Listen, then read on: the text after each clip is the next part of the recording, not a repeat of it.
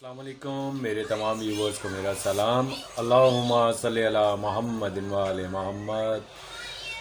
शुरू करता हूँ अल्लाह के नाम से जो बड़ा मेहरबान और नहायत रहम करने वाला है। अल्लाह पाक से दुआ है कि वो अपने प्यारे नबी मोहम्मद व आले मोहम्मद के सदक़े मेरे तमाम पाकिस्तानी भाई और बहनों को अपने अमान में रखे, और जो मेरे सब्सक्राइबर्स और व्यूवर्स बीमार हैं अल्लाह उनको सेहत अता करे और उनकी मुश्किलात आसान करे।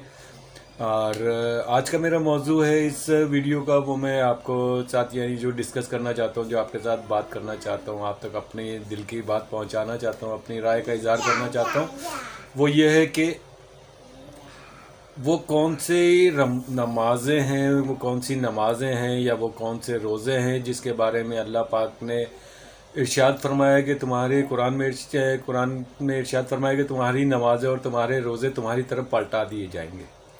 ठीक है। अब नमाज़ों के बारे में तो ये कहा जाता है कि वो फ़र्ज़ है, वो लाजमी पढ़नी है, वाजिबात में से एक है। रोज़े हैं वो भी वाजिबात में से एक है।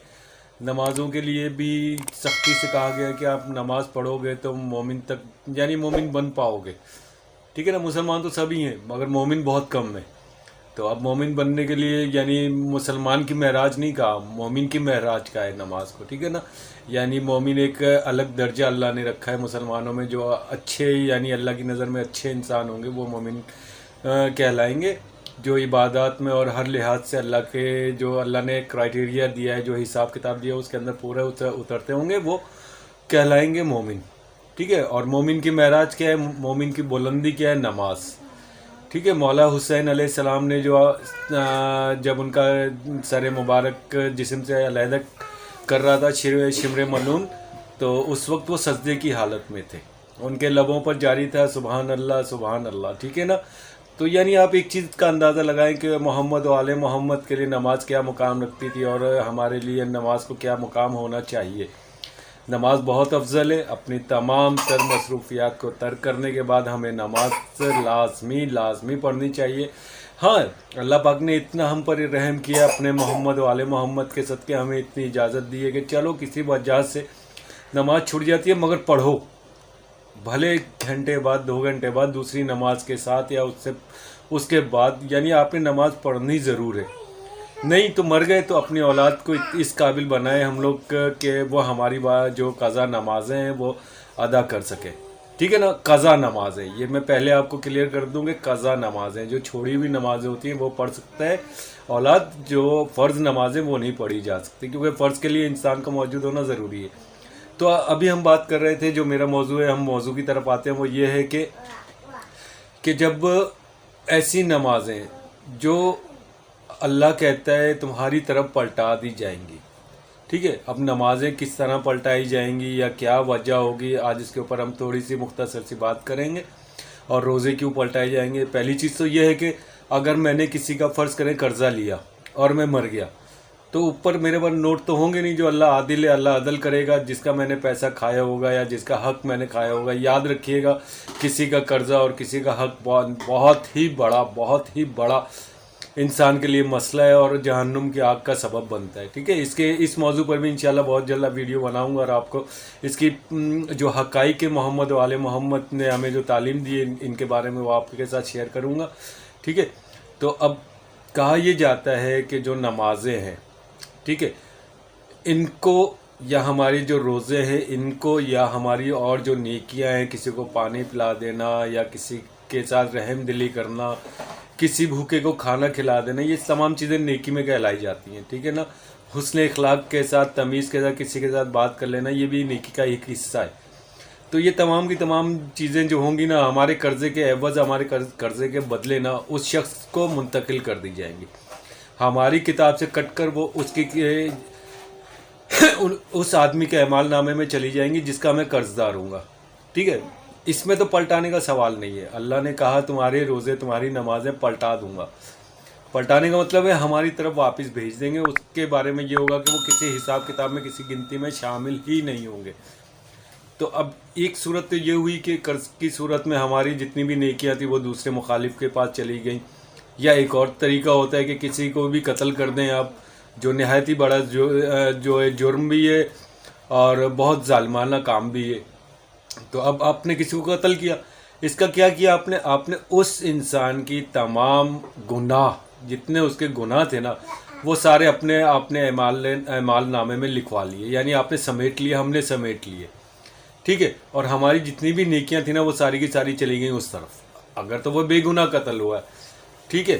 تو ہم نے کیا کیا، ہم نے اپنی تمام نیکیاں اس کو دے دی اور اس کے جتنے بھی گناہ تھے وہ سارے سمیٹ لیے، یعنی ایک یہ بھی صورت ہے کہ نماز اور روزے جتنے بھی ہمارے تو وہ سارے ہم نے اپنے ہاتھوں سے دوسرے کو دے دیے، لو بھائی آپ لے لو، ہمارا کیا ہے، ہمارا مقدر ہی دوزخ ہے، کیونکہ کسی کو قتل کرنے کی معافی بہت بڑی ہے، ٹھیک ہے، آسان نہیں ہے یہ کام، اس کا عمل اچھا نہیں ہے، یہ اللہ کا ناپسندیدہ عمل ہے یہ۔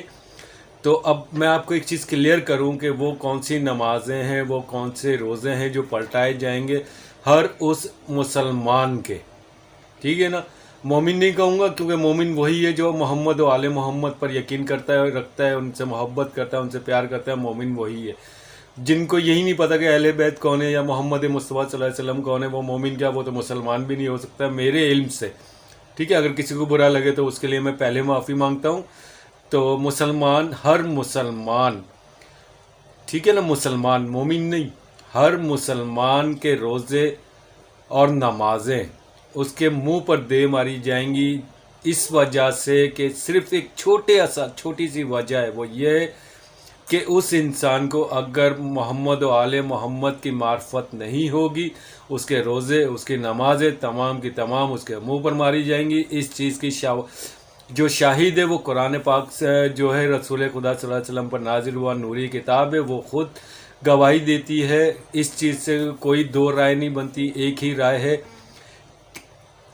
کہ نمازیں اور روزے منہ پر واپس مارے جائیں گے صرف اس شخص کے جس کے پاس محمد و آل محمد کا، جس کے دل میں پیار نہیں ہوگا، جس کے دل میں ان کی عزت نہیں ہوگی، جس کے یہی نہیں معلوم ہوگا کہ ہمارے آقا، ہمارے سرکار، ہمارے کائنات کے رحمت العالمین جن کی کے صدقے میں ساری دنیا روزی کھا رہی ہے، سب کچھ کھا رہی ہے، ان کی بیٹی کا نام کیا ہے یا پھر ان کی اولاد کون ہے، اہل بیت کون ہے، جس انسان کو یہی نہیں معلوم تو وہ اپنی نمازیں، اپنے روزے برباد ہی سمجھے، اپنی زندگی کا سارا عمل جو ہے وہ برباد ہی سمجھے، کیونکہ ہماری زندگی کا ایک دائرہ ہونا چاہیے، اس دائرے کا ایک مرکز ہونا چاہیے، اس مرکز کا نام ہے پنجتن پاک، محمد و آل محمد، ٹھیک ہے نا، یہ ذہن میں رکھیے گا۔ ان کا ذکر قرآن میں بھی موجود ہے، سورہ مباہلہ میں، اگر آپ چاہیں وہاں سے آپ کو مل جائے گا، ٹھیک ہے۔ اگر آپ تفصیلی معلوم کرنا چاہتے ہیں کہ پنجتن پاک کون ہے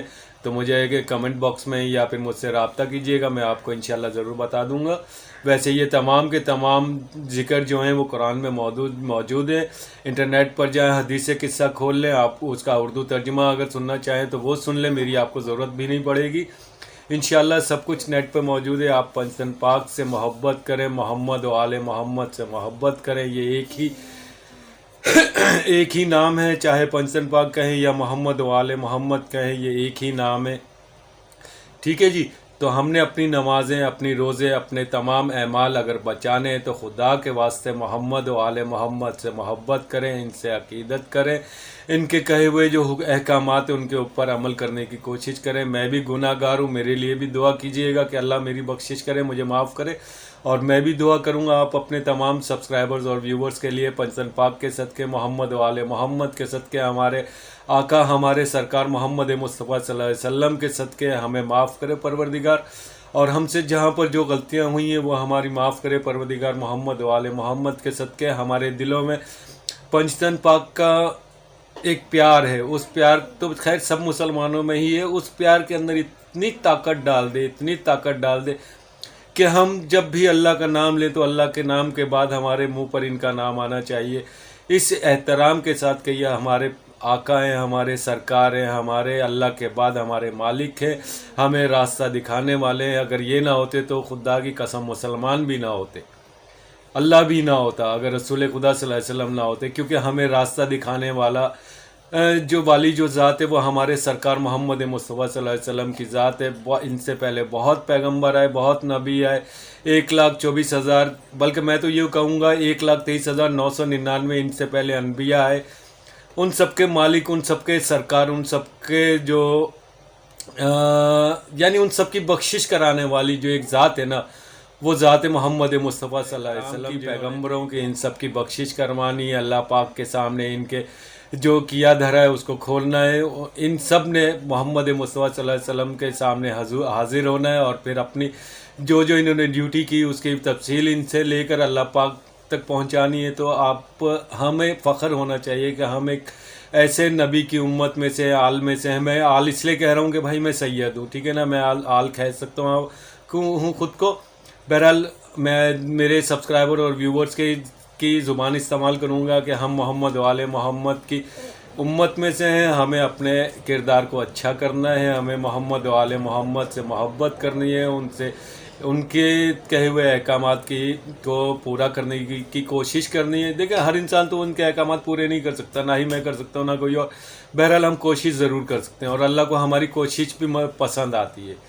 कुछ ना करने से बेहतर है कोशिश करना, ठीक है ना। अमाल नामे में हमारे चलो 100 में से 99 ना से 100 ना से कम 80 नंबर या 50 नंबर तो लिखे जाए ना, तो कोशिश करनी चाहिए हमें। और इस जो ये मौजू है मेरा, ये बहुत ही हसास मौजू है। इसके ऊपर खुदा के लिए ज़रूर सोचिएगा। मोहम्मद वाले मोहम्मद के बगैर दुनिया नहीं है, ये अपने आप को यकीन दिलवाएं अपने दिलों में। इसका जो मकसद है मेरे कहने का उसको समझें और इसके ऊपर मेरी बात पर यकीन करके इसके ऊपर अमल करने की कोशिश करें। मोहम्मद वाले मोहम्मद से मोहब्बत करनी है, उनसे प्यार करना है, उनकी इज़्ज़त करनी है। अल्लाह रसूल, अल्लाह के बाद रसूल तो नहीं, खैर मेरे मुंह से गलत निकल गया, अल्लाह रब्बे बारी ताला के बाद अगर हमारे मुंह से कोई नाम निकले, इज़्ज़त और एहतराम के साथ सर झुका के इनका नाम लिया करें। मोहम्मद वाले मोहम्मद का इनका अल्लाह की नज़र में भी बहुत मुकाम है और हमारी नज़र में तो अल्लाह से बहुत, जितना अल्लाह इनसे प्यार करता है हमारे दिल में तो इससे बहुत ज़्यादा प्यार होना चाहिए, क्योंकि हम तो इंसान हैं, हम जता सकते हैं, ठीक है ना। वो मालिक है, उसने तो इन सबको बनाया है। फिर भी देखे जब उन्होंने मोहम्मद मुस्तफ़ा सल्लल्लाहु अलैहि वसल्लम उनकी औलाद को बनाया, अपने हाथों से तैयार किया, उनका नूर तख्लीक किया, उसके बाद जब उन्हें हमारी शक्ल में दुनिया में भेजा, ये एक चीज़ याद रखिएगा, हमारी शक्ल में, ठीक है, हमने अपने पैगंबरों को तुम जैसा बनाकर, ये नहीं कहा कि तुम जैसों में से पैदा करके। अल्लाह ने ये कहा है कुरान में, आप चाहे तो पढ़ भी लीजिएगा, नेट पर भी मिल जाएगा आपको।